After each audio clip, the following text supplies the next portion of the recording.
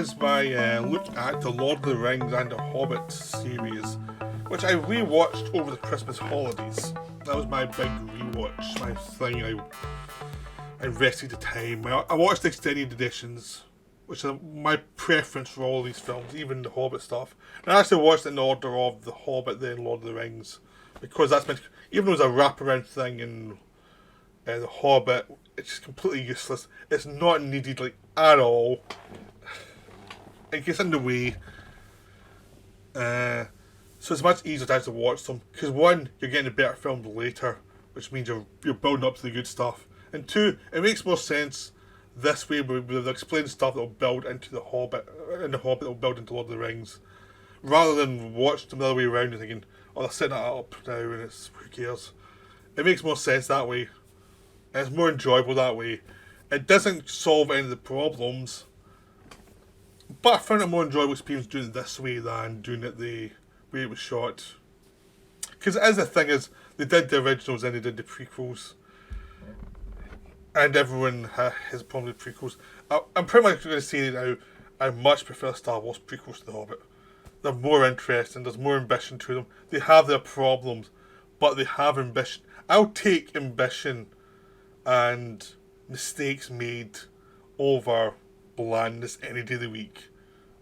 I just much prefer when someone to try to do something, even if they fail some ways. I much prefer that to this kind of bland professional thing that this film has, and it feels like Peter Jackson is sleepwalking through it, because this is a film where you really feel the director didn't want to be here. Because he was not meant to direct these films. It was meant to be Guillermo del Toro. Del Toro dropped out because it took so long because of the rights issues and MGM. And he just had enough. And Peter Jackson came into it at a certain point because he was meant to just be the producer and the writer. So he became the director as well. Then the film went to 2 films, but suddenly it's become 3 films. And you can really sense that there's stuff that goes on for way too long in these films. These films should not be as long as they are. At all. And it's a real shame, but it is what it is. It's just it's greed. And the problems of The Hobbit become much more magnified when you watch Lord of the Rings, because there's so much stuff they did well in Lord of the Rings that they don't do well in Hobbit. Especially the character stuff. There's a famous story they hired out Aragorn and then fired him after a couple of weeks, then hired Viggo Mortensen. And this should have happened here as well. The biggest problem for me, The Hobbit, is Martin Freeman as Bilbo, because he does not suggest Ian Holmes' Hobbit at all. It feels like 2 different characters. And he doesn't have the sense of wonder that this stuff needed. I mean, if you look at the Hobbits and the Lord of the Rings films, all 4 of them had a sense of wonder of the world, even if they're getting beaten down bit by bit. They still had a sense of something. Here, it's just like he just is quietly depressed and getting his mojo back. And it's one of those things I like Martin Freeman as an actor. I think he's very interesting.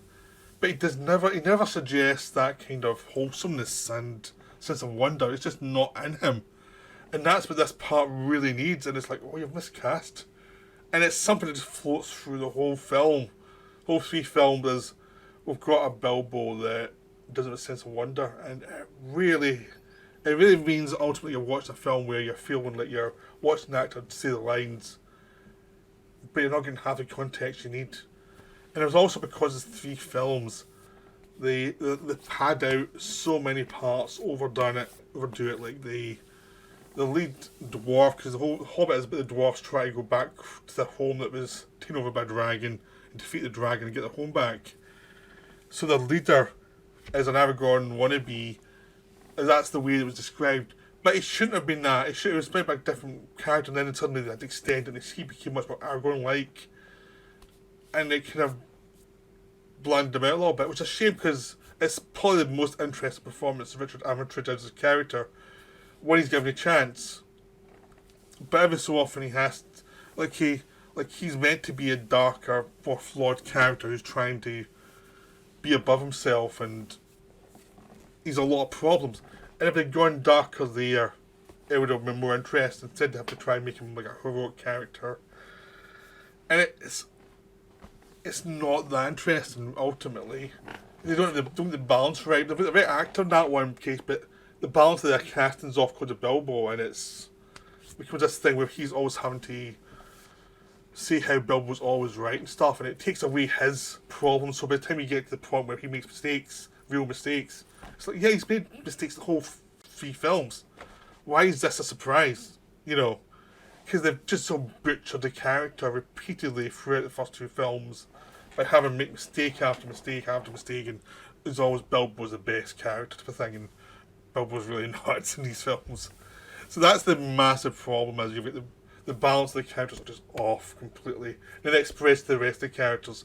So even if you've Ken Stott and James Nesbitt, are the 2 best characters in the film. They're the 2 of the dwarfs you're travelling with who actually make an impression because they're good actors, they know what they're doing. You know. But they're doing stuff they can do in their sleep. These are actors taking the money and getting paid well for these parts. They're not like getting stretched at all. But the rest of the dwarfs are going with Bilbo in this quest. Bland as hell. You don't know who they all are, and probably because the way it's designed is like it's 3 films, so you figure who the characters are, then you wait a year, and then you come back, you've forgotten who they all are, and they're not very distinctive in their interactions. So you can't just click back in, oh, that person's that person's that. Which is a way you could do it in the other movie, in the Lord of the Rings movies, where all the characters are very distinct. In this one, they're not. If you watch the films all the way through as one, it's much easier because you remember them more, but they're very indistinct characters, and it's hard to remember who's who when you're doing it as a 3-year thing. As a 3-night thing, it's much easier, and it's more satisfying to watch that way because you remember who everyone is there, and it's little jokes that you put over your head before now make sense. But it doesn't make it great, it just makes it better, just the way you're watching it. But they're still very indistinct characters who mostly don't do anything that's very interesting. And the thing was, the Lord of the Rings, they made these characters evolve through the time, but you have distinct characters who evolve through the time. Here, even in the journey, they're not brought out that much, and they're just like there. They don't make sections for each character to actually have their time and place, and you get a sense of it. I think I tried to do that, but it just doesn't come across. There's a whole section in the beginning where they explain who everyone is early. But there's too many people, so you can't quite place them, and they're not quite defined enough. So you've got a lot of running time where you're getting bored watching vague characters just be explained who they are, and then he never comes across again. And they're not distinctly shown throughout the rest of the film. The rest of the films are just like these characters are there in the background. So that's a major problem with the film.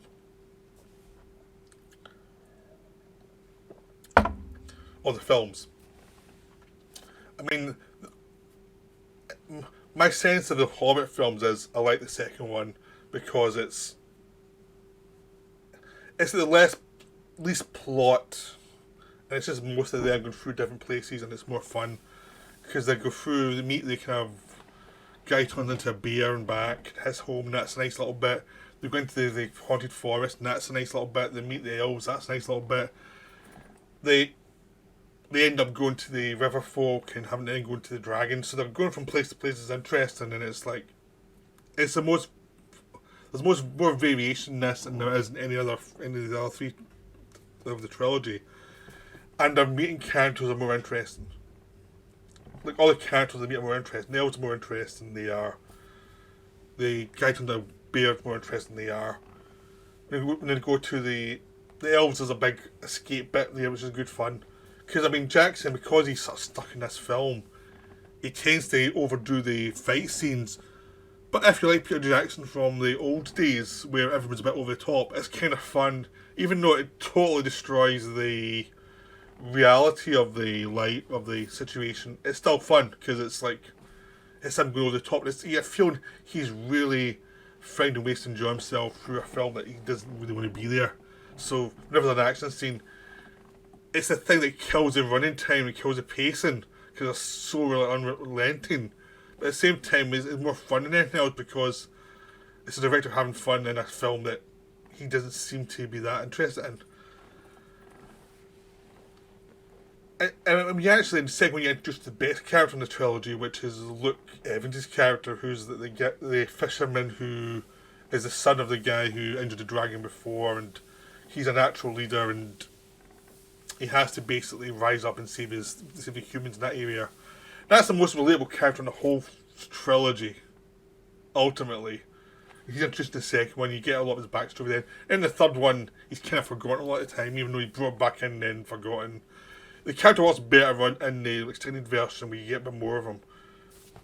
But there's also a character who's like a skiver who he's always manipulating. He's way over the top and you just wish the character would die and it keeps on going with that character. It's like, oh, please kill him. So there's stuff like that as well. There's bits of the Hobbit where they meet. We see Gollum, Bilbo Gollum and stuff is good. But again, you'd really rather see a more interesting Bilbo. You know, it's not even the actor's fault, it's just he's miscast.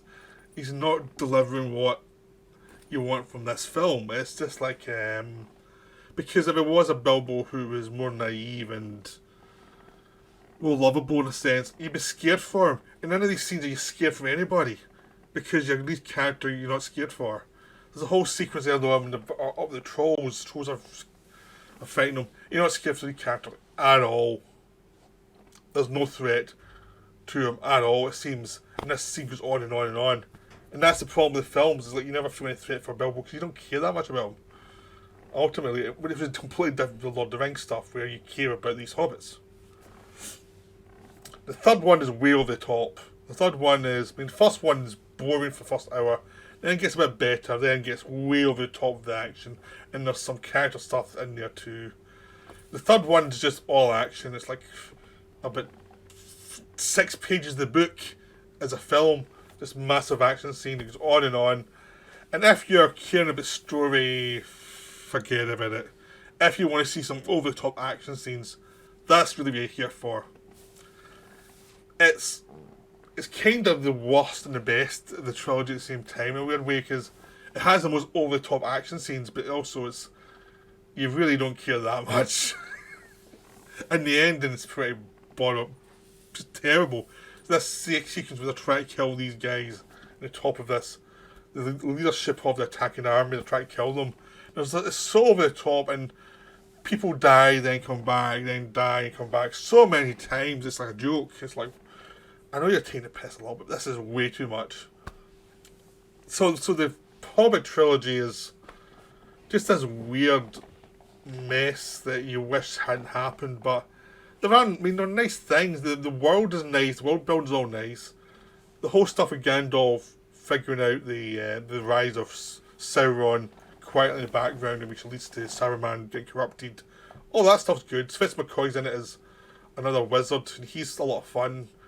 He's way over the top, but you're always happy when he shows up because it's like, oh, thank God, some humour, some actual humour.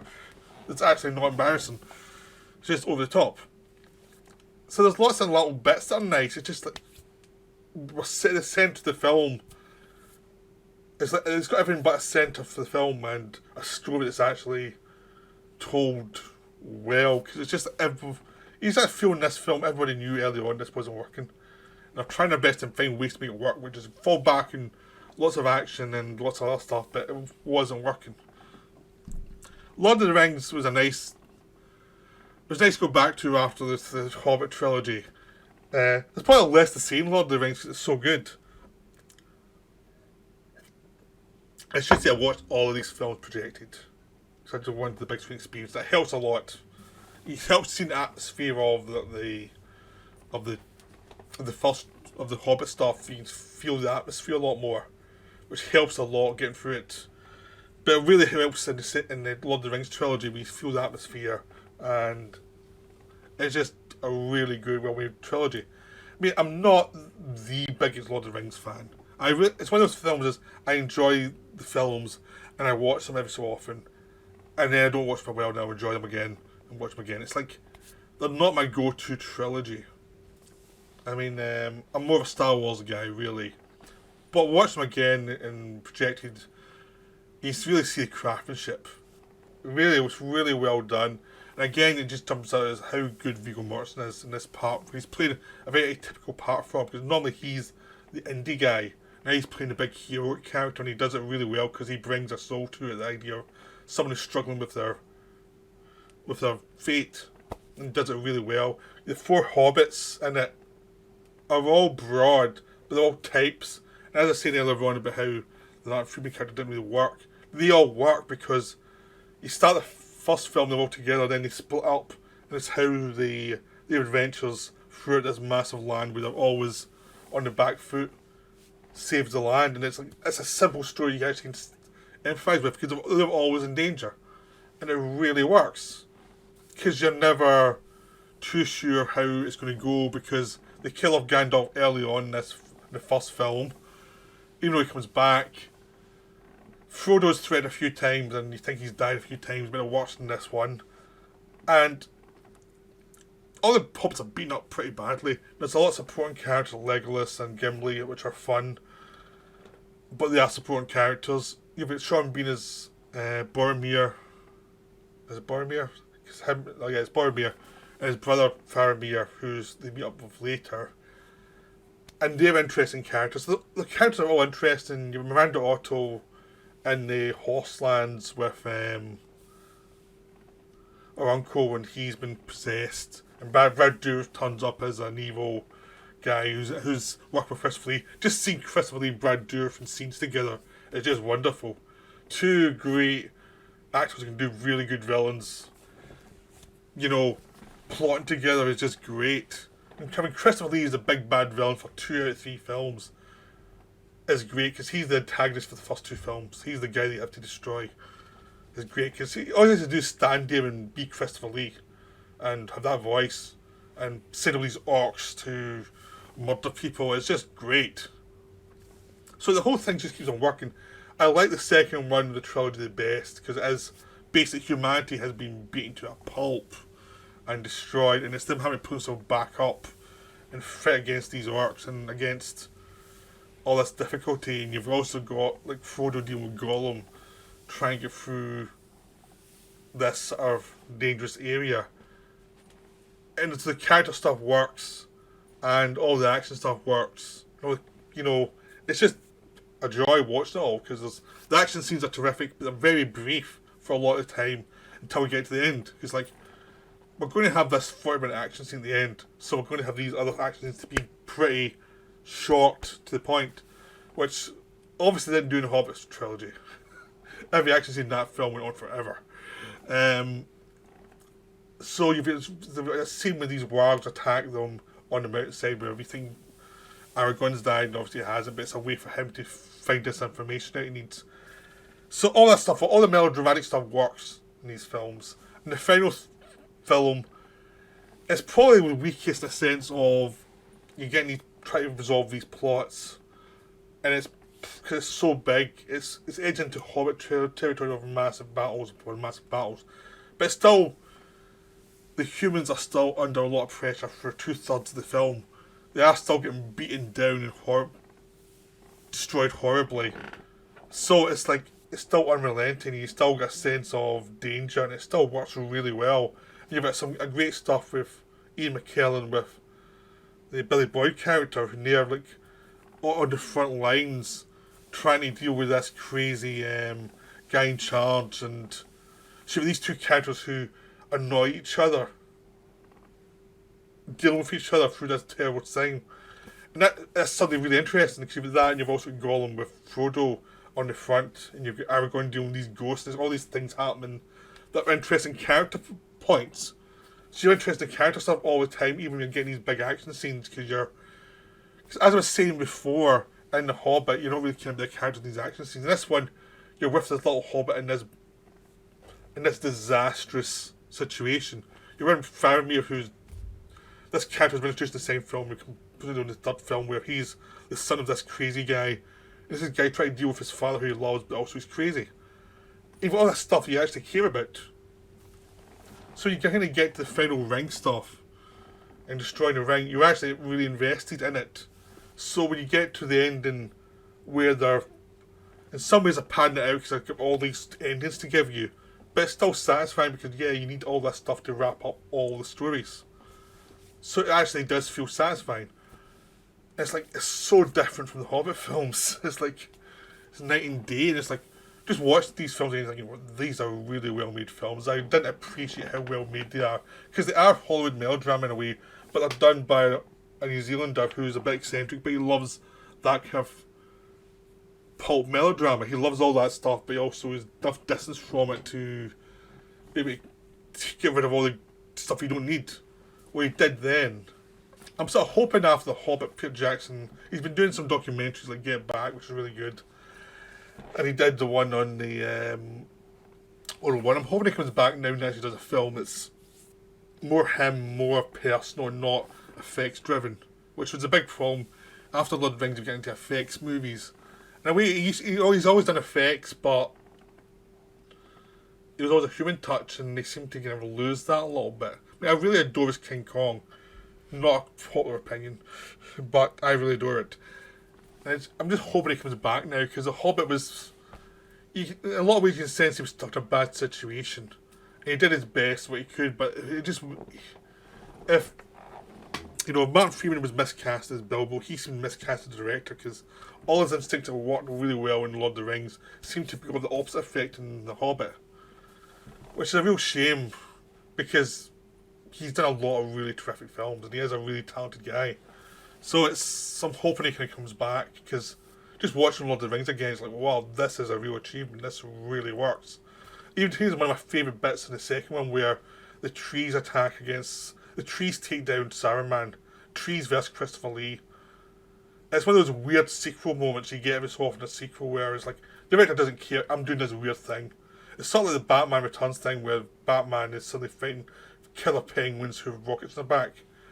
It's like, who would think of this? It's wonderful, and it's obviously, some part of the audience are going to go, what am I watching now? What's going on? I love all that stuff. See, I'm hoping he goes back to doing the weird Peter Jackson stuff and where he sees personality rather than being ground into being, presentable and respectable. I think he needs to be a bit more, deranged and go back to his roots a little bit. So, I'm hoping you enjoyed this video. I'm hoping it gets you interested in rewatching Lord of the Rings and being a bit kind about the Hobbit trilogy. They're not terrible, it's just a director not at its peak and having some... But just the big thing jumped out was a miscasting. But, hope you enjoyed this, and I'll be back later. Bye for now.